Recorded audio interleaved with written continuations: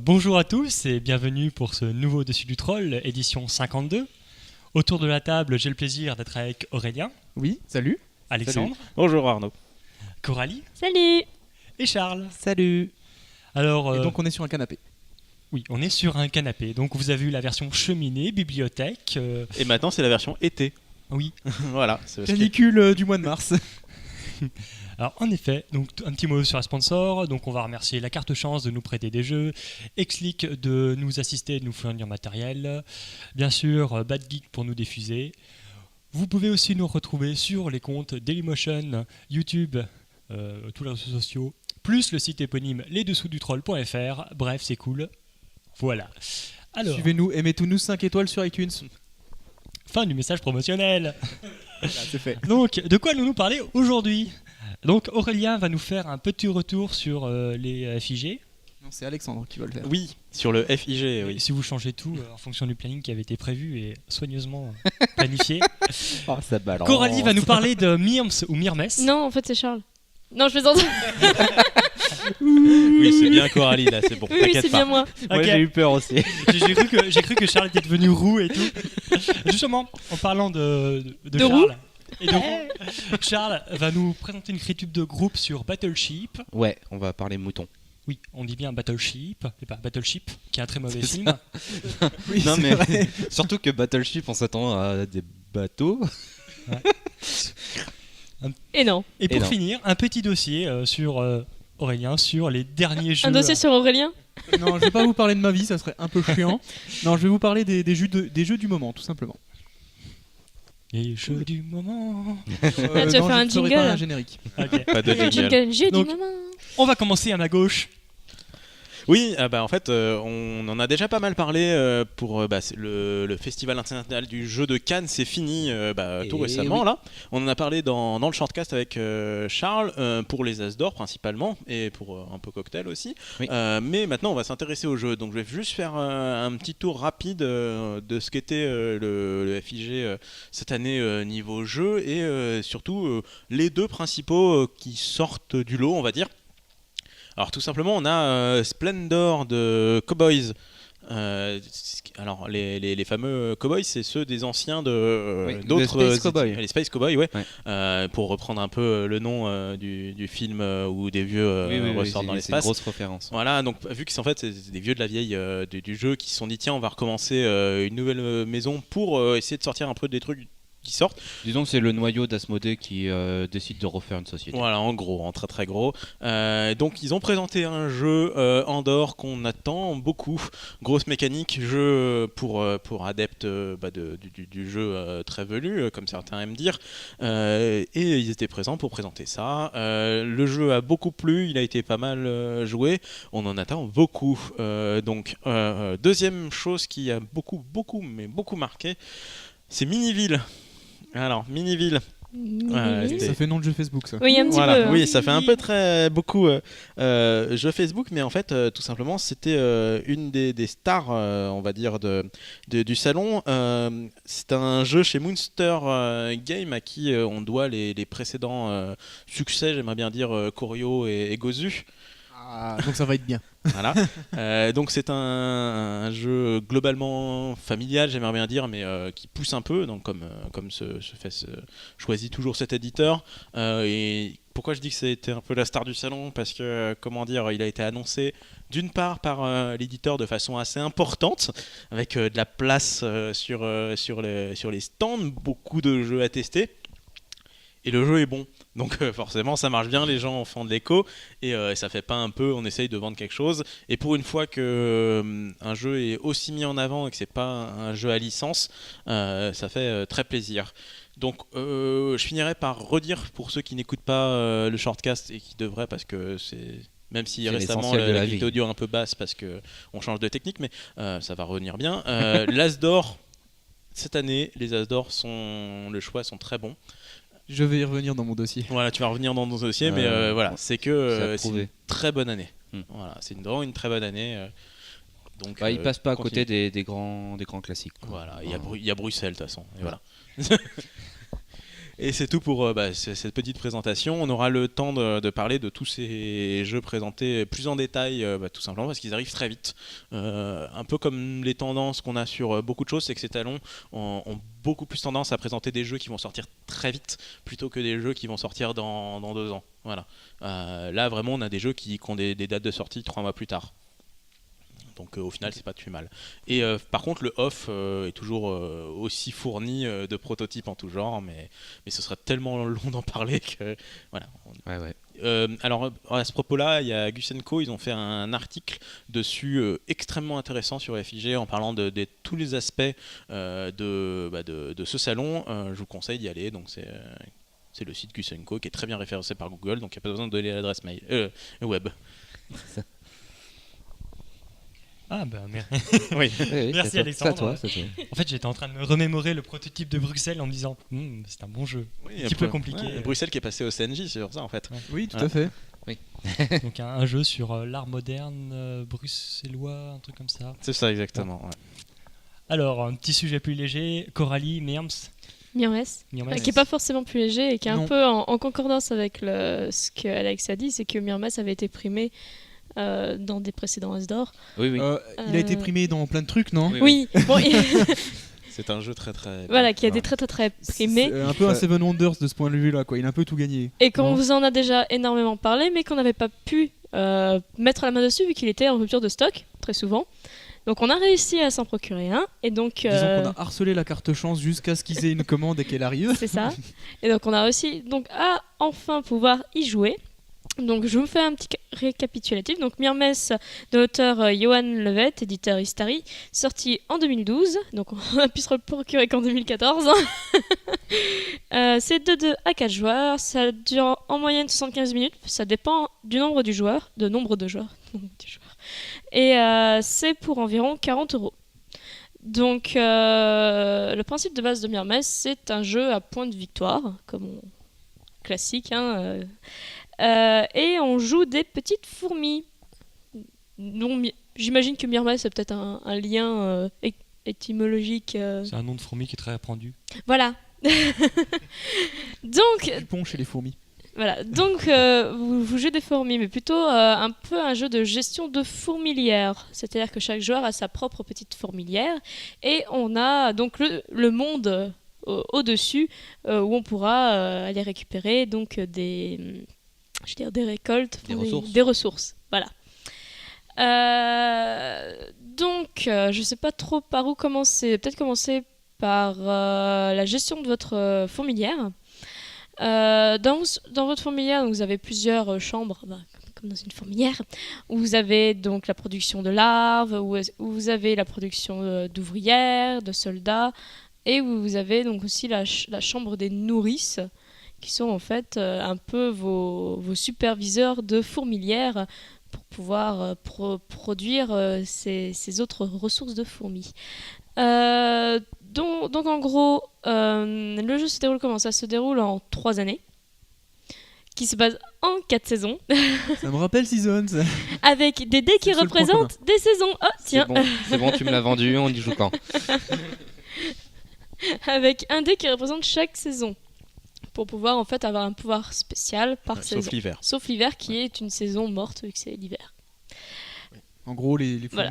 fourmis se terrent dans leur fourmilière et essayent de survivre jusqu'à la fin de l'hiver. C'est ça. Donc vous lancez, donc au début de partie, donc vous lancez les dés pour chaque saison, et donc chaque fourmilière place donc son pion, on va dire son pion bonus Ils sur appellent le pion d'événement. le pion d'événement, voilà, sur l'événement de cette saison. Donc les événements généralement vous donnent donc des bonus, jamais de malus, hein, pour la saison, donc des bonus de déplacement, des bonus de production. Est-ce qu'il y a d'autres bonus? De récolte, De points de victoire. de points de victoire, voilà. Voilà, c'est à peu près tout. C'est à peu près ça. Et vous avez donc votre première action, c'est que vous avez la possibilité de changer le créneau en fait de cet événement. C'est-à-dire si l'événement courant ne vous plaît pas, vous pouvez dans votre fourmilière déplacer votre curseur en haut ou en bas pour avoir l'événement que vous voulez. Bien sûr, ce n'est pas gratuit, vous devez payer ça en larves.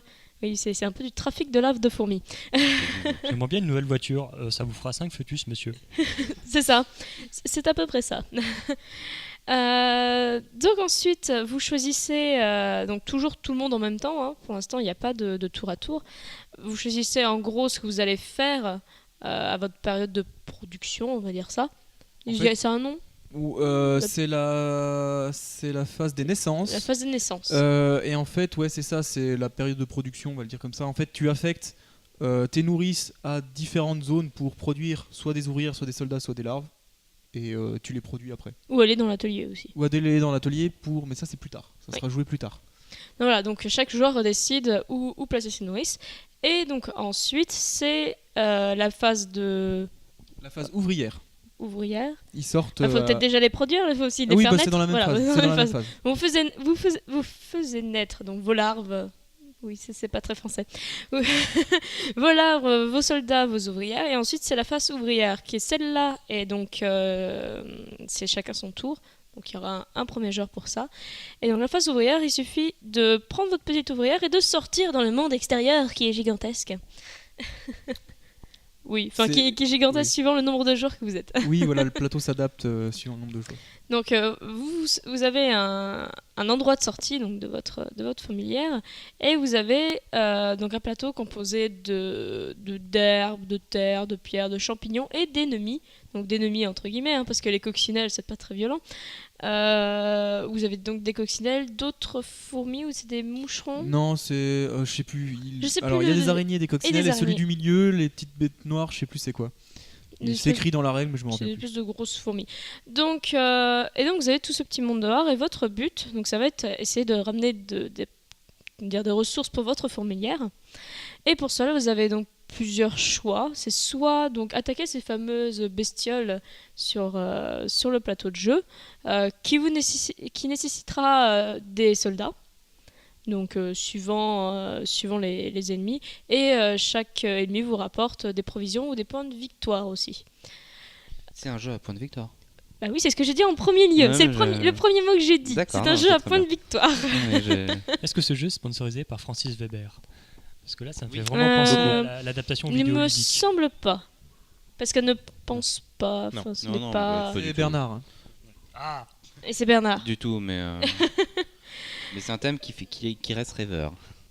Et Et donc... qui fourmille. Ça colle très très bien au jeu en fait. oui, Ça colle très bien aux mécaniques du jeu. Ouais. Oui, ça se prête très bien. Et donc soit vous attaquez donc, des bestioles, soit vous propagez des phéromones. Oula. Oui, tu propages des phéromones de fourmis pour te dire c'est mon territoire. Ah d'accord. Et donc c'est des petites tuiles, en fait des assemblages hexagonales. Donc suivant le niveau de ta fourmilière, tu as différents assemblages que tu peux utiliser. Donc j'avais oublié de préciser, mais le plateau c'est formé en petits hexagonales pour chaque en fait, mini-lieu, donc terre, pierre, etc. Et donc tu poses ton phéromone et ta fourmi meurt. Parce qu'en fait toute ouvrière qui sort meurt forcément. Ah oui, d'accord. Oui, tu les perds. Oh, c'est cool. Donc soit tu les perds en combattant, bah non tu les perds pas en combattant. Non, c'est en les combattant, soldats que tu défausses perds. un soldat. Ou Tu deux, perds les suivant soldats le- en combattant et les ouvrières tu les perds. Donc soit en propageant des phéromones, soit Ouais. bah, à la fin de ton tour parce que de toute façon D'accord. elles ne restent C'est pas pour sur ça le que ça plateau. C'est pour ça qu'il faut tout le temps que tu produises et que tu D'accord. régénères. Ok. Quand tu as propagé tes phéromones, c'est là où tu peux récupérer donc des ressources. C'est-à-dire que toutes les ressources qu'il y a en dessous de ton phéromone arrivent en petits cubes sur tes phéromones. Et à la fin, tu as une phase de collecte. Donc après que tout le monde ait joué, il y a une phase de collecte. Tu as le droit de prendre une ressource par zone de phéromone. Et tu parlais, oui, des zones de phéromones. C'est pour toujours après ou... Oui, elles restent sur place. Et personne peut venir. Non, Si. alors t'as une règle Il y qui a une permet petite via les règle. ouvrières de les nettoyer, D'accord. de supprimer les phéromones adverses et donc ça fait gagner des points de victoire, etc. Après il y a différentes tailles de phéromones. Voilà, Donc, différentes tailles de phéromones. Et en même temps, j'ai pas vraiment précisé donc, ces attaques de phéromones vu qu'on l'a pas beaucoup utilisé On l'a pas utilisé. du tout même. C'est parce oui, à qu'on ce est très moment. mauvais. C'est Oui. là le Voilà, problème, en on fait. l'a pas utilisé, on n'a pas réussi à vraiment se marcher dessus. Et c'était bien qu'on est sur le même plateau, qu'on n'a pas eu vraiment d'interaction entre les joueurs. D'accord. Si, quand même. Parce qu'il te pique la place, il te pique la proie qui Oui. t'intéresse. Et il y a une donc là vous pouvez donc gagner des points de victoire en posant des phéromones, gagner des points de victoire en tuant des bestioles, et donc il y a un dernier moyen de gagner des points de victoire. On vous avait parlé de l'atelier où vous pouvez mettre vos nourrices. Donc en fait un atelier, c'est un endroit où vous pouvez faire quelques pouvoirs. Donc par exemple creuser un nouveau trou vers l'extérieur, où vous posez un trou pour pouvoir que vos ouvrières accèdent à l'extérieur. Vous avez quoi d'autre comme pouvoir créer une nouvelle nourrice, donc ça coûte des ressources. Vous pouvez aussi améliorer votre fourmilière, qui vous permet d'utiliser de meilleurs phéromones ou d'autres pouvoirs spéciaux. Et vous pourrez aussi faire des comment dire, résoudre des cartes de victoire en fait. À peu près ça. Des objectifs. Juste une question pour m'éclaircir un peu les idées. Les monstres que tu parlais, ils sont sur le territoire où tu poses les phéromones? En fait, non, les monstres sont sur le monde, et tu peux déplacer ta fourmi pour aller dessus et l'attaquer. D'accord, Mais donc sinon, c'est pas sur le ils ne dallage. bougent pas. C'est Ils pas sont sur le dallage. Et si tu mets les phéromones dessus? Tu ne peux pas Il mettre faut que tu les des tues avant. phéromones. Faut que tu les D'accord. tues avant. Ok, je comprends En bien. fait, les phéromones, faut vraiment, et c'est le but d'avoir un peu un assemblage de pièces qui sont différentes, c'est que tu es obligé de pouvoir les poser entièrement. Donc, c'est-à-dire que si il y a une zone adverse, un point d'eau, parce qu'il y a des points d'eau, où tu sors de la zone de jeu, tu ne peux pas la poser en fait. D'accord. Il faut vraiment que ça rentre pile poil Ça sur sort un pas, territoire. ça dépasse pas du plateau, Non, quoi. ça ne déplace pas du plateau, et ça ne va pas sur des endroits où tu ne peux pas poser. Évidemment. Et le phéromone, donc c'est une zone de plusieurs hexagones, mais avec une forme genre Avec une carré, forme bizarre, c'est ça, tout ok. à fait. Et donc tu as de plus en plus d'hexagones sur tes phéromones, plus tu augmentes le niveau de ta fourmilière. Il faut savoir qu'il y a un nombre déterminé aussi. Donc au bout d'un moment, par exemple, si tu veux des phéromones de niveau 1 ou que tu n'as que deux hexagones, au bout d'un moment, il n'y en a plus, quoi. Il n'y en a pas beaucoup. Hein, en Ouais, il plus. n'y en a pas beaucoup. Hein. Et en plus, ça doit être bien t'arranger d'en avoir des petites tailles sur la fin, non pour compléter. Le problème, c'est que Ça- les petites tailles, tu les as au début, les grosses tailles à la fin. C'est ça en fait. Ouais. Donc, Donc, il y a une vraie gestion Et là-dessus. tu peux qui est pas les simple. garder. Tu peux pas en garder. Bah, si tu les gardes, tu vas pas mettre de phéromones, donc pas produire, et donc tu es bloqué en ressources. D'accord.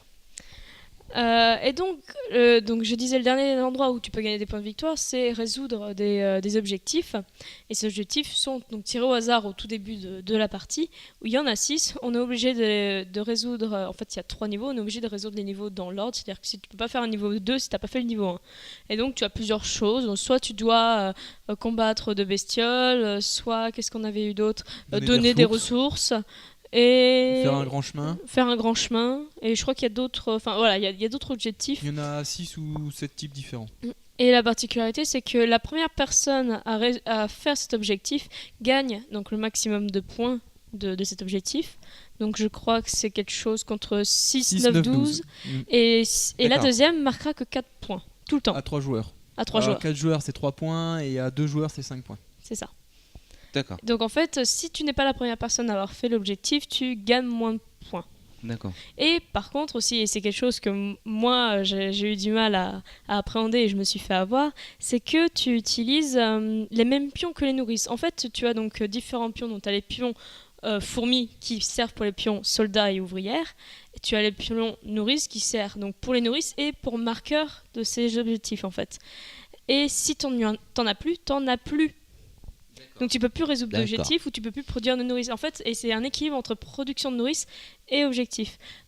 Contrairement aux fourmis où en fait ça tue assez rapidement, tu rafraîchis le flot. Les nourrices et les objectifs, c'est fini. À partir du moment où tu l'as créé ou que tu l'as posé, tu ne le récupères plus. Et donc Du moi coup, je me suis bloquée. Au début, tu rushes les nourrices, à la fin, C'est t'en ça. as plus, quoi. Tu rushes un peu de nourrice et après tu te dis bah oui, mais il me faut au moins, il faut que je fasse des objectifs. Et donc j'avais fait 3 objectifs, j'aurais voulu en faire un 4e, mais je n'avais plus de pions. D'accord. Donc j'étais bloquée à ce moment-là. Donc voilà en gros, alors je ne sais pas si j'ai oublié des règles mais de toute façon, particulières. De toute façon, les règles sont un peu velues. Il y a Voilà, beaucoup de Il y règles. a beaucoup de En règles, fait, bien que ça s'enclenche très bien. hein, C'est un peu en particulier. jeu. hein. Ouais, parce que en fait, finalement, on a mis 1 heure, je pense, j'ai mis 1 heure à expliquer les règles. Mais au final, quand tu joues, ça sent pas la lourdeur, quoi. C'est vrai que c'est Du assez tout. complexe à Ouais. expliquer parce que c'est des concepts à écrire, tu vois, à expliquer, très c'est pas précis. simple. Ouais. Mais une fois que t'as compris, bon bah c'est très très très simple. Ouais, je Et vois ce que tu veux dire. d'ailleurs, j'ai un reproche sur la manière dont sont écrites les règles. Je les trouve vraiment mal écrites. D'accord. On comprend, il n'y a pas de problème, mais Il y a plein de trucs genre donc là vous pouvez faire ça. Puis c'est 10 pages après que tu vas avoir l'explication de qu'est-ce que c'est quoi. Ouais. Je les trouve pas géniales les règles. Je pense qu'ils auraient peut-être pu faire mieux. Après c'est Un peu compliqué. plus de clarté, Ouais. principalement. Ouais, après c'est Peut-être à la compliqué traduction, aussi. Alors ou- non, c'est pas du tout ça. C'est juste que je pense que elles sont complexes à expliquer, tout simplement. D'accord.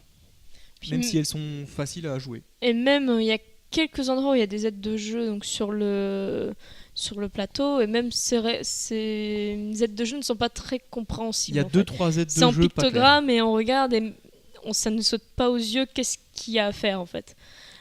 Donc bon, c'est un petit peu dommage. D'autres reproches là-dessus, alors moi c'est la première chose que j'ai remarqué, c'est que donc je vous ai dit que le plateau était composé d'hexagones, et donc vous posez vous des phéromones en forme d'hexagone. Elles sont pas de la même taille les hexagones. Ah oui. Ça m'a perturbé, C'est j'ai un pas peu plus compris. gros ou un C'est peu plus plus petit, c'est plus petit en Ouais, bah, fait. c'est pour faire en sorte que ça Oui, passe mieux, non bah pas forcément. Enfin, c'est que vraiment ça rentre pas. C'est-à-dire que tu as une forme particulière d'hexagone Ouais. et toi sur le plateau c'est plus grand. Et toi, tu rentres ton tout petit truc, ça fait que ça dépasse, ça C'est déborde de pour la partout. manipulation, ça Ouais, je facilite pense. la manipulation. Je Je pense que mais pour la manipulation, ouais, moi effectivement, moi ça m'a choqué et je comprenais pas quand je le posais. Je me dis oui mais non ça D'accord. matche pas. Enfin ça. Ouais. Bah, c'est un Alors, ça nous a pas gêné en partie. Non, Non, mais ça a pas- disons que c'est pas très un gêné. programme graphique sur le packaging, quoi, qui est pas. Oui, je sais pas. qui Enfin, aurait pu j'aurais être peut-être éventuellement. volontaire, pu hein. trouver quelque chose, je sais C'est pas. volontaire. Enfin, Parce c'est que- évident Oui, non, c'est mais volontaire. clairement. Je Parce que bon, on n'a pas réellement beaucoup manipulé en fait ces zones de phéromones. Tu les poses et donc nous on s'est pas vraiment Oui, attaqué. mais parce qu'on n'a pas fait tous les trucs d'enlever les phéromones et tout ça. C'est vrai. Mais bon, enfin, je sais pas. Pour moi, c'est quelque chose qui me choque visuellement. D'accord. Au niveau du packaging, vu que tu as des points de victoire et que tu as plusieurs façons de les gagner, est-ce que tu as des petits rappels sur le plateau? Oui, t'as une roue de points de victoire. Tu Mm. sais, tout le tour du plateau, c'est des points de victoire. Tu comptes au fur et à mesure. En fait. Oui, c'est assez Donc tu classique sais toujours là-dessus. qui est premier d'ailleurs. hein. Après, c'est vrai. Enfin, d'un seul coup d'œil, moi j'ai eu un peu de mal de voir qu'est-ce qui consommait des ressources, qu'est-ce qui en consommait pas, où est-ce que je peux avoir des points de victoire. C'était pas très clair pour moi en tout cas. Pour Est-ce qu'il y a visuellement. des aides visuelles Il justement y a des sur le aides jeu visuelles, oui, en mais fait. que tu trouves pas claires, quoi. Je les trouve pas claires. Je trouve D'accord. pas très Tout est claires. un pictogramme simple. Hein. Voilà, il y en a qui Mais, en 2 secondes comprendront, d'autres non. Voilà. voilà. d'accord. Donc Ouais, moi, donc, moi, je comprenais pas. moi, ce qui me gêne un petit peu, c'est le côté un peu fouillis du jeu, quoi. C'est qu'il y a beaucoup de choses, plein de choses en fait, et ça rend le jeu intéressant du coup. Hein. Hmm. Mais du coup, t'es un peu perdu, quoi. Là, je pense qu'il faut quand même 2-3 parties pour bien s'habituer au jeu, à toutes les mécaniques. Donc là, comme d'habitude, on a un peu rushé tous les points négatifs. Ah, j'ai oublié un gros truc en fait. Bah, j'ai oublié l'hiver. Oui, t'as pas décrit l'hiver. Bah non, en j'ai effet, pas ouais. décrit l'hiver. Donc comme on a un petit peu dit, l'hiver on ne peut pas sortir dehors, l'hiver il ne se Donc, passe on se rien, on ne reproduit. produit rien. Non, on consomme notre nourriture. Et donc en fait la nourriture est une ressource. Vous n'avez que 4 slots de ressources en fait dans votre fourmilière. D'accord. Et le premier hiver on consomme. Enfin, si t'es niveau 2, t'en as 6. Oui. Si t'es niveau 2, t'en as 6. Oui, c'est Ça n'a pas été variable. Non, niveau 2, 3. C'est un autre Enfin, problème. 2. Oui, bref. Oui. C'est variable. Et donc, en fait, le premier hiver, vous en consommez 4. Le deuxième hiver, vous en consommez 5. Et le troisième et dernier hiver, vous en consommez 6. Tu Donc- n'as que 4 slots. Oui, mais. D'accord. Et C'est donc, en censé fait. évoluer, quoi, parce que sinon tu meurs. Non, Non, pas du en tout. fait, pas forcément, parce que nous avons les larves qui peuvent être transformées en nourriture. Donc, encore, un pauvre Ah. larve. Mangez bébé, mangez bébé. C'est ça, Donc, c'est. 3 larves donnent 1 de nourriture. Et quand vous avez des soldats, vous consommez moins de nourriture. Apparemment, les soldats, ils sont à la diète. Hein. Ouais, je sais Pas, pas. pas très compréhensible pourquoi, mais je pense qu'ils doivent Bah. être à la diète. Hein. Non, disons Par que rapport aux c'est règles, nécessaire. de toute certainement. façon. C'est nécessaire parce que ça te fait un stock en plus en fait de nourriture. C'est ça. Ça ressemble un petit peu à la vallée des mammouths, ça. Je ne sais pas, je n'ai pas joué à la vallée des mammouths. Ah oui, et pareil, donc vous avez donc 4 slots où vous pouvez mettre des ressources, hein, pas uniquement de la nourriture. Vous avez de la pierre et de la terre qui vous sert généralement à comment dire, À faire de la à technologie. faire de la technologie. À la fin de la saison, c'est ça, c'est plutôt non, c'est juste avant la fin de la saison. On doit dégager toutes les Oui. ressources en trop. C'est la dernière étape de la saison. C'est ça. La dernière étape de la saison, c'est vous avez 4 slots, vous conservez que 4 ressources. D'accord. Donc généralement, ça nous est arrivé assez fréquemment. On avait 6 ressources et il fallait dégager. On va peut-être donner notre avis maintenant parce que Ouais. Voilà. on Oui, va être juste désolé. niveau temps après. Bah, hein. c'est un gros jeu. Oui, mais bon, Non, bah, allez-y. donnons notre avis quand même. Allez-y. Donc moi j'ai bien apprécié malgré l'aspect donc un peu fouillé où j'étais un peu perdu, où il y a beaucoup de choses à assimiler. Donc c'est vrai qu'il faut plusieurs parties pour pouvoir bien comprendre. Mais ça reste un bon jeu, quelque chose qui fonctionne assez bien. je regrette un peu qu'il n'y a pas trop d'interaction entre les joueurs, bien qu'on peut s'attaquer les phéromones, mais je vois pas vraiment l'intérêt. Est-ce qu'il y a ce truc magique là où tu as envie de construire un truc à toi, gérer tes propres fourmis? Est-ce que tu ressens un peu ce côté un peu pas exploration non? Non. Si, t'as vraiment Pas la moi, en volonté tout de Enfin, pas ta pour tout le monde. fourmilière, la grossir, faire Ouais. plus de fourmis, et ainsi de suite. Ouais. Oui. Dès les premiers tours, vu que t'es mis en avant, le jeu est extrêmement fluide et il donne envie de créer tout de suite des choses et d'utiliser toutes tes ressources. Donc D'accord. oui, t'as vraiment envie de détendre tes phéromones, de monter de niveau, de réussir les objectifs. Voilà. Ouais, d'accord. Et de combattre surtout, qui est pour moi un petit point noir, c'est la mise en place aléatoire des monstres. Ouais. Pour moi, c'est le seul point noir du jeu, c'est un des seuls points, c'est le seul truc aléatoire, c'est le pire. Ouais, potentiellement, casse ça le peut jeu, complètement te bloquer la partie. D'accord. Il y a Ça- un peu de si t'as pas- hasard ou pas? Après, je pense qu'on pourrait très bien dire on les place d'une certaine manière. En et puis fait, basta, on les quoi. place qu'autant que tout le monde ait accès à tout, en fait, c'est tout. Ouais, un de D'accord. chaque à côté de chez toi, et puis voilà. Quoi. Ouais, d'accord. Ouais, c'est ça. Moi, je pense que je vais donner mon avis vite fait avant de terminer. Moi, j'ai beaucoup aimé. C'est très très bon, très très fluide comme tu l'as dit. Et c'est surtout ça qui fait que c'est un très bon jeu. C'est à la fin de la partie, t'as pas fait grand chose parce que t'as que 9 actions finalement, 9 tours de jeu. Mais au final, tu t'es pas ennuyé, c'est passé vite, ça s'est bien enchaîné. Donc pour ça, c'est très bien. Les tours durent pas, ils sont pas très longs, donc ça tourne bien. Il y a un petit côté un peu fouillis, mais je pense que c'est ça qui donne la profondeur au jeu, qui fait que au bout de 10 parties, tu t'ennuieras toujours pas à jouer à ce jeu et que tu seras toujours en train de te dire tiens, je peux trouver cette nouvelle solution, ça va mieux marcher. Donc moi, c'est un jeu qui m'a donné envie d'y rejouer, d'y jouer encore Qui et t'a encore. donné des stratégies pendant que tu jouais? Ouais, non, mais clairement, là, la première partie que j'ai fait, je la rejouerai jamais comme ça. Voilà, ça. Ah ouais, Jamais. non, Ça, c'est la marque des bons jeux, je trouve. Voilà, c'est en ça que c'est un bon jeu, c'est qu'il y a une très forte rejouabilité parce que on peut s'améliorer réellement, quoi. Donc pour peu que vous avez envie d'un petit défi, d'un jeu un peu compliqué, mais où tu passes pas non plus ton temps à te prendre la tête pour rien, comme c'est le cas dans certains jeux, je pense que c'est le jeu parfait, quoi, pour ça. Magnifique. Donc on va rester dans la sphère animalière et Ah ouais. parler de moutons de combat. Voilà, avec Battleship à prononcer sheep. Enfin, c'est une nuance que mon prof d'anglais a essayé de m'inculquer que j'ai jamais compris. Ouais. Encore une fois, notre niveau non, d'anglais mais est pardon. magnifique. Oui, c'est ça. Donc, on va parler de Battleship. Alors, c'est un jeu qui est sorti en 2014. C'est un jeu qui est en fait une réédition de Split, qui est un autre jeu qui est sorti en 2010, voilà, 2010. Merci. Donc c'est un jeu de 2 à 4 joueurs qui dure entre 10 et 20 minutes environ, c'est pas très très très long. Et c'est un jeu que vous trouverez aux alentours de 25€. Voilà. Alors je vais vous parler un peu de son packaging. C'est un jeu que j'ai joué, qu'on a testé principalement sur Board Game Area. Le packaging est très simple. Alors, l'avantage sur Board Game Area, c'est que tout se fait très rapidement, alors que sur le packaging, en fait, c'est des pions qui sont empilés.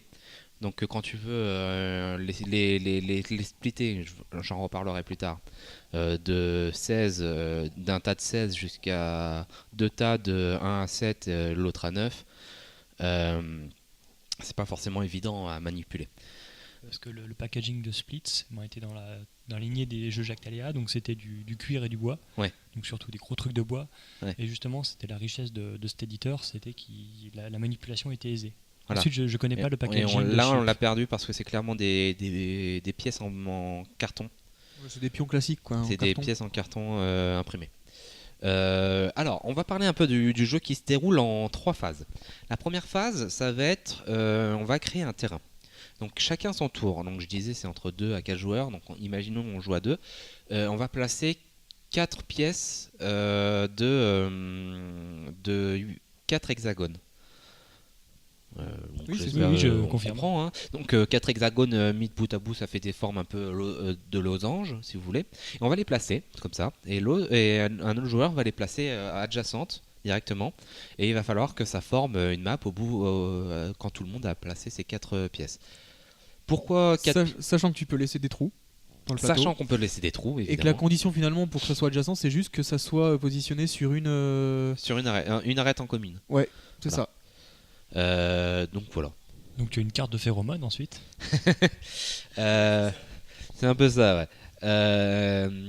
Du coup, tout le monde va placer ces 4 plaques. Alors 4 plaques de 4 cases. Pourquoi ? Parce que il faut savoir qu'on va commencer avec 16 pions. Ça, on va en reparler plus tard. Mais du coup, le plateau tend à être totalement complet. À vraiment se battre pour avoir de la place. Et c'est un peu ça le but du jeu. On va parler de la deuxième phase, qui est toute simple. C'est juste choisir où est-ce qu'on va commencer. Alors on va choisir par rapport à tous les abords du plateau. À comprendre tous les bords en fait, tout simplement.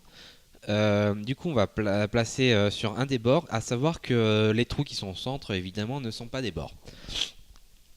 Du coup, on va placer sa position de départ, et le joueur 2 va placer également sa position de départ. Et là, déjà, il y a énormément du jeu qui va se faire sur la position de départ.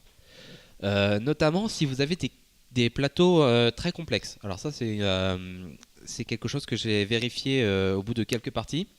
Plus on fait le plateau très complexe, plus la position de départ va être très importante. Parce que ça va être à savoir que sur une complexité extrême, la position de départ, ça va être du binaire. Vous avez gagné, vous avez perdu. Tout simplement. Et vraiment. Et à contrario, plus la position est relativement simple, plus moins la position de départ va être importante finalement. Donc du coup, on va positionner sa position de départ, on va mettre tous ses moutons. Donc, comme je vous l'ai dit, c'est tous ces jetons qui vont être superposés sur une case. L'adversaire, si on joue à 2, va faire de même. Et à partir de là, on va passer à la troisième phase qui va être le jeu en lui-même. Et le jeu en lui-même se déroule par tour, chacun son tour, à partir du premier joueur. Voilà, à partir du premier joueur. Et là, il va falloir splitter tous ces tas de moutons. On split un tas à la fois. On split un tas à la fois. Et comment on les split ? C'est simple. Vu que c'est un plateau, comme je vous ai dit, fait d'hexagones, on peut splitter que sur... comment je pourrais vous le dire ? Sur des lignes droites, si vous voulez. Un peu comme une tour dans un jeu d'échecs. On est obligé d'aller au fond de chaque ligne. Si on rencontre un mouton, eh ben, on doit s'adosser à la dernière case avant le mouton. Ou avant le bord. Voilà. Donc c'est assez compliqué, mais en fait visuellement c'est très très simple. On est obligé d'aller au fond de chaque ligne. On peut pas aller sur la case adjacente ou sur une des cases. Comme dans Pingouin en fait. Comme dans Pingouin. Ouais. Aussi, un truc important, on est obligé de laisser un pion, au moins un pion sur la case sur laquelle on vient de partir. Du coup, le jeu est limité à 15 tours. Et grosso modo, il y a 15 tours maximum. Il y a 50% d'espace. Il y a 2 fois plus de pions que d'espace sur le terrain de jeu. Non, il y a exactement le même nombre de pions que d'espace. Parce que chacun draft 16 cases et il y a 16 moutons. Oui. Ah oui. Non, c'est sûr. Du coup, en fait, il y a une sorte de technique sur les goulots d'étranglement. C'est surtout ça, oui, effectivement. C'est complètement le jeu. C'est complètement ça. On va se réserver du terrain, on va envahir le terrain que l'autre n'a pas pu se réserver à temps. Et c'est très très très stratégique. Alors c'est un jeu très simple, vraiment. Parce que là, je vous ai expliqué toutes les règles très rapidement. Mais pourtant, c'est un jeu très stratégique. Et une dernière règle, c'est lorsqu'un pion est entouré de trucs pleins, de moutons ou de vides, il ne peut plus bouger. Donc en gros, oui, évidemment. Tous les pions qui sont présents sur la case n'occupent qu'un point. C'est ça, évidemment. Alors, le jeu se termine quand il y a plus qu'un joueur qui peut jouer. À partir de ce moment-là, on compte les points. En général, c'est ce joueur-là qui gagne, sauf s'il ne peut plus jouer. Il faut savoir que si vous avez si tout le monde occupe le même nombre de cases, alors à ce moment-là, ça va se jouer sur une deuxième règle qui a été ajoutée juste pour cette réédition du jeu. C'est la règle de cohésion. C'est très intelligent. En fait, il faut avoir un troupeau de moutons le plus gros possible. Si on peut avoir un troupeau de moutons qui se touche, qui fait 10 moutons et qu'en face il y a 9, eh ben on gagne en cas d'égalité. Et en cas d'égalité sur ces deux conditions-là, eh ben les deux joueurs sont égalité. Voilà. Donc voilà, ça c'est vraiment pour les règles. Maintenant, le côté vraiment stratégique. Alors, il y a une chose que j'ai appris en faisant cette critique, c'est que plus on augmente le nombre de joueurs autour de la table, c'est un peu commun à tous les jeux de plateau, mais dans celui-là c'est vraiment très présent, plus le jeu passe de la stratégie à la diplomatie. Et j'ai vraiment vu des joueurs sur Board Game Area qui le jouaient totalement comme ça. Et c'était très fun. Ah, sympa. Ah oui, carrément. Non mais tu vas pas le laisser gagner, attends, regarde le terrain qu'il a quoi. Parce que l'idée en fait c'est que tu as un hexagone, du coup pour bloquer un pion, tu es obligé d'occuper ces 6 espaces adjacents. Voilà, c'est ça. Donc c'est beaucoup plus facile de le faire quand tu as 2 fois plus de personnes qui essayent de le bloquer. Évidemment, et si quand t'as quelqu'un qui voilà, et tout le monde voit à peu près très rapidement qui mène un peu la barque, ou alors quand il y a des cas d'un peu égalité, comment ça va se passer, etc. Et ce jeu-là est très sympa. Alors, quand on envoie un mouton à l'autre bout de la map, et souvent dans le camp de l'adversaire pour lui bloquer toutes ses cases, parce qu'on sait très bien qu'il va y avoir une ligne marginale qui va se créer très rapidement. Marginal. Pas marginal. Marginal. Non, c'est marginal. C'est tellement mieux. Donc on envoie un troupeau de moutons en guerre. Ben, il va falloir calculer exactement pour pas qu'on envoie des troupeaux qui vont se faire encercler trop vite. Et oui. On va envoyer le bon nombre. Par exemple, on va dire attends, je vais tac tac tac. Ouais, je vais en envoyer 3 parce que 3 c'est le maximum de cases que je peux avoir s'il réagit très vite. Et voilà quoi. Et c'est un peu c'est très alors c'est justement j'en viens, c'est assez calculatoire mais pas trop calculatoire parce qu'il y a une espèce de mine de rien de dimension où on peut pas tout prévoir quoi en fait. On peut pas prévoir totalement le mouvement de l'autre. Je dirais que pour un ordinateur ça doit être assez compliqué. Je pense que tu peux faire une IA. Hein. Oui, non mais clairement. Il peut calculer toutes les combinaisons, ça doit se faire assez rapidement, mais contrairement à un truc comme les échecs qui est très calculatoire, là c'est calculatoire mais il y a des possibilités assez variées. Enfin, c'est mon point de vue. Hein. Mais peut-être que mine de rien, le fait est de mettre que 10, enfin de splitter, de savoir comment split, ça aussi. Hein, on n'en voit que 3 moutons, etc. Le fait d'avoir cette numérisation, je pense que c'est quelque chose qui rend le nombre de possibilités très important en fait. Et du coup qui enlève ce côté très calculatoire.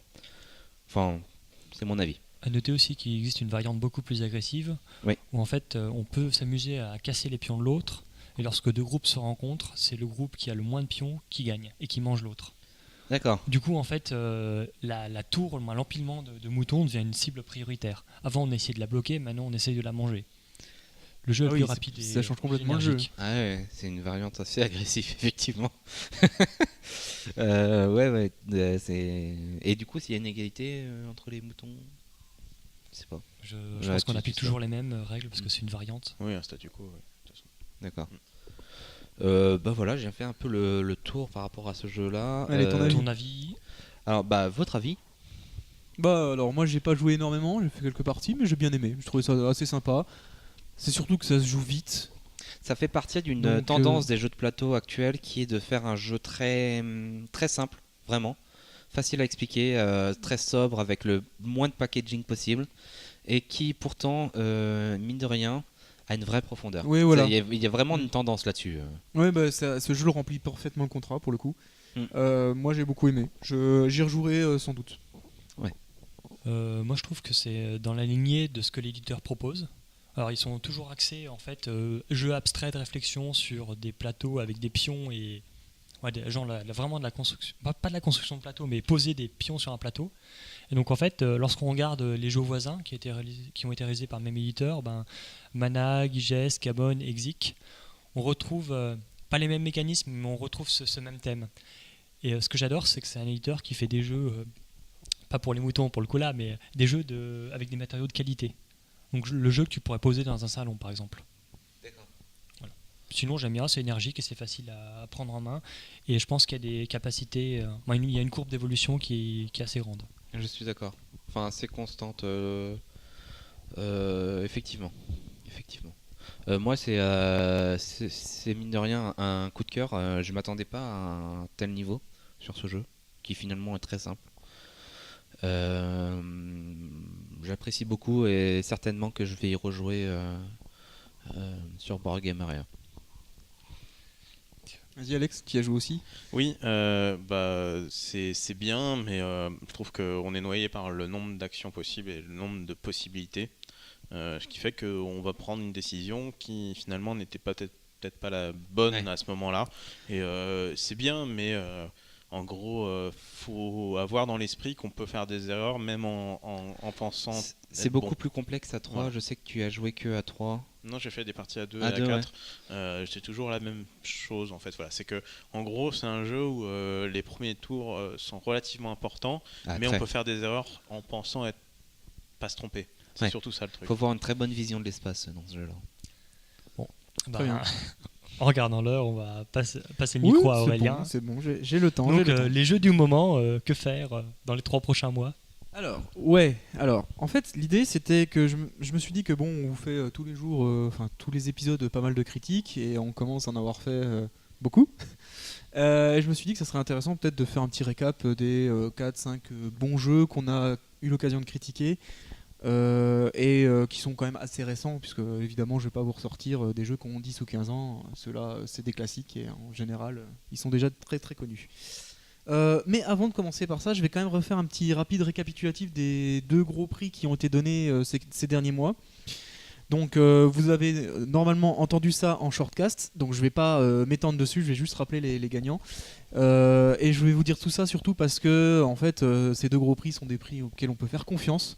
Ils choisissent toujours les bons jeux du moment, de l'année en tout cas. Donc en général, quand un jeu est primé, on peut l'acheter presque les yeux fermés, quoi. Du moment qu'on aime le type du jeu. Donc le premier prix, c'est le Trick Track d'Or, qui a été décerné au mois de décembre 2013. Alors je vais vous donner que les 3 premiers. Le premier, c'était Terra Mystica. Le deuxième, c'était Tzolk'in, le calendrier Maya. Et le troisième, c'était Keyflower. C'est Keyflower. Keyflower, ouais, c'est bon. En anglais, s'il te plaît. Hein. Oui, je suis très bien en anglais. Alors, ces 3 jeux, on les a pas testés. Donc, si on a l'occasion de se les procurer, on y jouera avec grand plaisir et on pourra vous faire une critique détaillée. Maintenant, en attendant, on sait qu'il sort toujours des très bons jeux dans les Trick Track d'Or. Donc, a priori, je pense que c'est des bons jeux. On s'avance pas trop en disant ça. Ensuite, l'autre prix, c'est l'As d'Or, qui a été abordé dans le shortcast il n'y a pas très longtemps, puisqu'il vient d'être décerné il y a quelques semaines, tout au plus. Donc, il y a 4 prix dans l'As d'Or. Il y a le jeu de l'année, ça a été Concept. Vous m'arrêtez, les shortcasters, si je dis des bêtises, hein, mais c'est ce que j'ai trouvé sur leur site, hein, donc a priori, c'est juste. Le prix du jury, c'était... oui, sauf si j'ai mal noté. Le prix du jury, c'était les bâtisseurs Moyen-Âge. Le Grand Prix, c'était Bruxelles 1893. Et le jeu enfant... Moi, je dis Bruxelles, c'est tout. Et le jeu enfant, c'était... Bon. Et le jeu enfant, c'était Riff-Raff. On est complètement nul. Hein. On balance des ouloulés depuis je sais pas combien de temps. Oui, voilà. Donc, c'est comme ça. On n'est pas des références sur les prononciations. C'est la touche les dessous du troll. C'est ça. Et donc, le jeu enfant, c'était Riff-Raff. Donc, encore une fois, ces jeux, on n'y a pas joué. Mais si on a l'occasion d'y jouer, on Bruxelles, on avait testé le prototype, mais on n'a pas testé la version finale. Et puis, il y a un 3e prix qui est très très réputé, qui est pour beaucoup considéré comme le prix des jeux de plateau. Attention, prononciation mondial. Voilà. Vas-y. Alors, c'est allemand. C'est Alex qui va nous le prononcer. Ouais, c'est le Spiel des Jahres. Oui, c'est ça. Quoi Le Spiel le jeu de l'année en allemand. Voilà. Donc celui-là, malheureusement, je vais pas pouvoir vous donner beaucoup d'infos parce que les nominés sont annoncés qu'au mois de mai. Donc on en reparlera à ce moment-là. Et le prix est décerné au mois de juin à peu près, fin juin. Donc on en reparlera à ce moment-là. Mais en général, celui qui est primé, c'est le gros jeu. Ça se passe dans quelle ville? Aucune idée. En Allemagne? C'est pas drôle. Je sais pas, c'est Cologne, Berlin. C'est pas Essen? Ah, c'est à Essen. Ah oui, c'est Essen. Ah oui, c'est à Essen. C'est évident. Je vais l'entendre dire. C'est vrai, c'est à Essen. Bah oui, bien sûr. Voilà, donc ça c'était pour les prix. Bon, c'est les 3 gros prix. Oui, de toute façon, c'est pas trop dur, c'est tous les 3 mois en gros. Oui, il y en a un tous les 3 mois. Voilà. Tout à fait. Donc voilà, on restera sur le coup pour le prix allemand. Je ne reprononcerons pas ce nom. Voilà, donc ceci étant dit, on va passer maintenant au jeu. Donc j'ai fait une liste de 5 jeux. Donc pour rentrer dans cette liste, les jeux devaient avoir été critiqués par nous dans une des précédentes émissions. Donc forcément c'est pour qu'on y ait joué. Être relativement récent, donc 1 ou 2 ans max. Et puis bah, bien sûr qu'on les a aimés. Tu viens de nous introduire les slips d'or. Les slips d'or. Ouais. Ah oui voilà, on va faire les slips d'or tous les ans. On devrait faire ça. Ça. Mais voilà une idée qu'elle est bonne. Alors, c'est pas vraiment un classement, donc je les ai mis dans l'ordre où ça venait plus qu'autre chose. Mais donc j'ai choisi, puisque j'ai un peu pas demandé l'avis à mes collègues. J'ai mis donc Ascension, des âmes déchaînées et puis les extensions qui vont avec. Donc on en avait parlé dans l'épisode 47, c'est sorti en 2012. Alors pour rappel, c'est un jeu de cartes à construction de paquets, au même titre que Dominion par exemple, et qui est très très bon. Moi personnellement j'adore. Je préfère même à Dominion, donc c'est pour dire à quel point j'aime bien, parce que j'adore Dominion.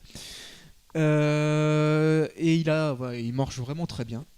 Est-ce que dans ta liste, il n'y a que des jeux à construction de deck avec point de victoire? C'est juste pour savoir. Non, j'ai essayé de mettre un petit peu de tout, même si c'est axé Mais quand je même crois gros qu'il jeu. n'y aura pas des jeux que toi tu aimes. Non, il n'y a pas de jeu de figurines. Non, Mais y a tu pas de pourras figure. donner ton avis après. Je te laisserai la parole sans problème. Oui, non, mais Ascension, il marche bien. On a encore rejoué avec Jocelyn récemment à la nouvelle extension. Voilà, mais c'est un jeu qui fonctionne bien et qui se vend pas trop mal en plus sur sa version iPad qui est vraiment cool. Ouais. Pour une fois. Ouais, non, mais un excellent jeu, moi j'adore. Et je pense qu'on est tous d'accord ici pour dire qu'on adore. Alors, le suivant, c'est un jeu qui va faire beaucoup plaisir à Charles. C'est Seasons. Je pense qu'aujourd'hui, il est impossible de faire on va dire un top 5 des jeux récents sans mettre Seasons dedans, quoi. Ça paraît compliqué. Bah, sur Board Game Area, c'est un jeu sur 2, c'est Seasons qui est lancé. Voilà, non, c'est le jeu. Ça vous donne. C'est le jeu, enfin il est excellent ce jeu, c'est tout. Ouais. Pour info, on avait fait la critique du jeu dans le podcast 29 et on avait parlé de l'extension dans le podcast 47. Il y a une autre extension qui est sortie et qui a été annoncée à Cannes. Voilà, donc quand on l'aura d'ici peu, je suppose, Charles. Ouais, oui, en plus elle vient de sortir, faut que je fasse une commande. Voilà, donc on fera la critique à ce moment-là. Et donc le jeu de base était sorti en 2012, fin 2012, C'est ça. si je me rappelle bien. En troisième, c'est Myrmes. Alors je dis troisième, mais c'est pas un classement, hein, c'est troisième jeu dans la liste. C'est Myrmes, on vient de vous en parler, donc critique dans le podcast 52. Comme quoi, ouais, il est vraiment bon quoi. Il est vraiment très bon. Alors celui-là je l'ai mis, nous on n'a pas eu l'occasion encore d'y jouer énormément, mais on sent qu'il y a un immense potentiel Non, mais dans on le va jeu. y jouer là, après. Mais Une demi-partie c'est sûr. suffit. Hein, de toute façon. C'est sûr, hein. non mais Ils vont voilà. se défiler, mais on va y jouer. Et surtout Non, on va vous foutre dehors. Ah, non, il a on va y été jouer. énormément primé par la critique à très juste raison, vraiment. Donc c'est un jeu de 2013, hein, donc il a été primé l'année dernière du coup. Mais voilà, ça fait partie des très bons jeux. Alors ensuite, j'ai choisi Game of Thrones, Battle of Westeros. Ouais. Battle of Westeros. Ouais, Bataille of Westeros, ouais. Donc on en avait parlé dans l'épisode 46, c'est sorti en 2013 et alors celui-là j'ai longtemps hésité à le mettre.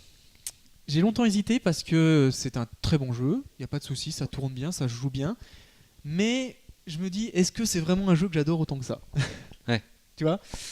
C'est un jeu qui a une aura due au fait du regain de popularité de Game of Thrones qui fait que Il y a la oui, licence. voilà. Indéniablement, il y a la licence. Il y a la licence qui est quand même très très bien exploitée. Enfin, on s'y croit. On est dans l'univers, on est dedans avec les familles qui se foutent sur les dents. Ouais. Il y a des mécaniques de jeu qui sont très très bonnes. Il y a pas à dire dessus. Maintenant, nous, dès la première partie, on s'est rendu compte que le jeu n'était pas équilibré. Bon, il y a eu un errata dessus depuis, mais voilà, c'était un peu dommage. Donc, j'ai hésité, mais c'est quand même un très bon jeu. Et puis c'est un jeu qui est plus conséquent qu'un Season ou qu'un Myrmes par exemple. Je pense qu'on va être plus sur du 2-3 heures de partie quand même que sur 1 heure, 1 heure et demie quoi. Ah ouais. Donc voilà, c'est plus pour les fans de gros jeux. Puisque d'ailleurs je l'ai pas dit, mais en ce moment la mode c'est quand même les petits jeux de plateau, c'est-à-dire des jeux qui durent 1 heure, 1 heure et demie. On a de moins en moins de gros jeux qui durent toute l'après-midi. Bah, c'est par rapport au public aussi qui Ouais, se c'est moins la mode. Le public d'antan où il y avait des gros joueurs, que le jeu de plateau c'était que des gros jeux de plateau, etc. C'est plus la même chose. Ils sont toujours là, mais ils sont peut-être moins mis en avant. Hein. Non, mais le jeu de plateau, les c'est Wallace qui démocratisé, sortent très fréquemment sont toujours aussi bons et aussi longs. C'est comme le jeu vidéo, quand ça s'est démocratisé, ça a amené un nouveau public. Oui, tout à fait. Tout à fait. Et enfin, le dernier jeu que j'ai mis dans la liste, c'est Gobit, de nos amis de chez Chap, qui est sorti en 2012. Totalement mérité. Totalement mérité, on en a parlé dans l'épisode 30. Alors ça, c'est plus pour les petits jeux, puisque c'est un tout petit jeu de cartes, une espèce de bataille corse un peu, quelque part. Time zappé, t'as vu. Ouais, c'est un peu un mélange de tout, mais enfin ça fonctionne très bien. Ça fonctionne tellement bien, on en parlera plus tard, mais il y a des tournois et tout qui s'organisent, enfin c'est la folie. Ouais, pour le prochain épisode, je parle de la Gobit Cup. Voilà, et puis ça se vend super bien au Japon, je crois, tout ça, enfin c'est... Donc on est content pour eux, les 3 petits Français là qui se sont lancés, on est content pour eux, et voilà, c'est vraiment un très bon jeu. Donc pour un bon petit jeu apéro, on va dire, sautez dessus. Voilà, ça c'est les 5 jeux que j'ai choisis. Je laisse la parole à mes 4 compères pour me dire s'ils ont envie d'ajouter quelque chose, un jeu, peut-être un jeu de figurines pour Arnaud, ou un jeu de rôle. Récent, hein. Ouais, assez récent. Alors, assez récent, est-ce que 3 ans ça va? Allez, je te l'accorde, mais c'est un peu vieux. En fait, j'aimerais en rajouter 2 parce que là, on est vraiment resté jeu de plateau Ouais. avec des points de victoire. Je voudrais parler de la réédition de Shadowrun. D'accord. Bon, ça, je te pique ton sujet, mais Non. non, parce que j'ai trouvé de qualité et effectivement, Shadowrun, c'est un truc que j'ai aimé jouer il y a quelques années et j'ai envie d'y jouer.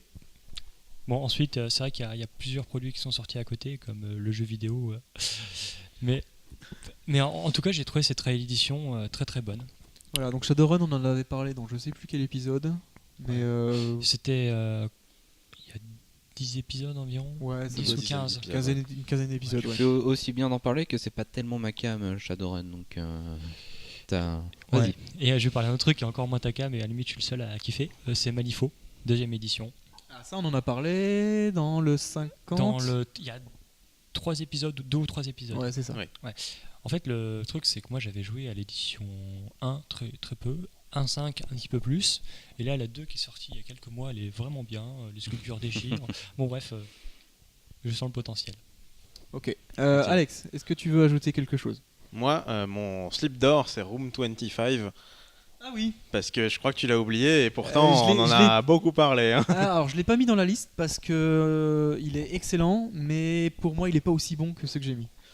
Tu vois Ouais. Moi, il est Moi, mieux que Gobit. Je mais pense que l'idée des slips d'or mériterait On va s'y qu'on intéresser. qu'on s'y intéresse vraiment. Vraiment, qu'on bloque dans. Moi, je propose dans 2 émissions. Je pense qu'on est un peu tous, on a plein d'idées. Effectivement, qu'on regarde bien ça de près. Quoi, On parce sort que, une liste de nominés, on fait quoi? On fait voter le public, je sais pas. On va y oui, et réfléchir. puis voter entre nous déjà. Ouais, d'accord. Je mettrai une petite pièce dans le slip là de Room 25. Alors, il était arrivé pour info 10ème des Trick Track d'or. Ah, D'accord. C'est déjà ça. Hein. C'est très bien, vu la qualité des jeux. Donc ouais, Room 25 pour parler d'un nouveau jeu de cartes à collectionner, il y a Force of Will qui est tout nouveau, qui est pas trop mal, mais qui va pas durer très longtemps. D'accord. Donc, bien sans plus. Coralie, est-ce que tu aurais quelque chose à ajouter, toi? Oui, alors moi, ce serait un jeu de rôle, vu que j'ai pu y jouer depuis que Charlie en a parlé. Donc moi, ce serait pour Ryutama. Ah, tu y as rejoué? Bah non, mais j'ai jamais Ah. joué quand il en avait fait Bah oui. justement la critique il y a une dizaine d'épisodes aussi, je pense. Ryutama? Non, c'était dans le 50. Dans le 50. Bah voilà. Donc ah bah si, en fait, j'avais avait joué. Bah voilà, moi c'est lui Non, alors. mais- Non, tu n'y avais pas joué au moment où on a fait le Effectivement, podcast. Parce qu'on y a joué entre le 50 et le 51. Et tu y avais joué avec nous? Voilà, Oui. oui. Et donc en fait voilà, et moi j'ai beaucoup aimé. Ça change un peu du gros bourrin, c'est un peu mignon. Moi j'ai bien aimé. Moi je veux même continuer. D'accord. Possible. Tu veux J'ai des replanter idées, j'ai fleurs. plein d'idées. Et Charles? Moi, tu me prends un peu de cours parce que j'ai Ouais, je sais, j'ai c'était tellement pas prévu, tellement plein de. Et tu lui as pris son d'idées, Game of hein. Thrones aussi. Hein, Allez, donc, t'as un jeu. Et je t'ai pris Seasons, alors bon. Ouais, Ouais, c'est ça.